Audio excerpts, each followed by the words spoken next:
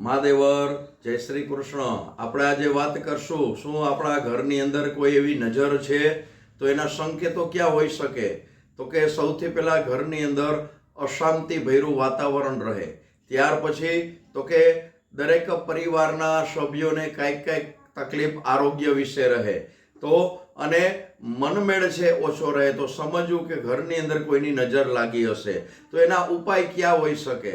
તો સૌથી પહેલા તો મુખ્ય જે દરવાજો હોય એની અંદર સ્વસ્તિક એટલે સાથીઓ કરવો, ત્યાર પછી શ્રી લાભ શ્રી શુભ લખવું અને કાળી દોરી છે એ બાંધી શકાય। ત્યાર પછી ઘરની અંદર મંગળવાર અને શુક્રવારે મીઠાવાળા પોતા છે ઘરની અંદર કરવા, આ કરવાથી નકારાત્મક ઉર્જા છે દૂર થાય છે, ઘરની અંદર નજર લાગી હોય એ પણ દૂર થાય છે। તો આ વિડીયો ગમ્યો હોય તો લાઈક કરજો, શેર કરજો, ફોલો કરજો, સબસ્ક્રાઇબ કરજો।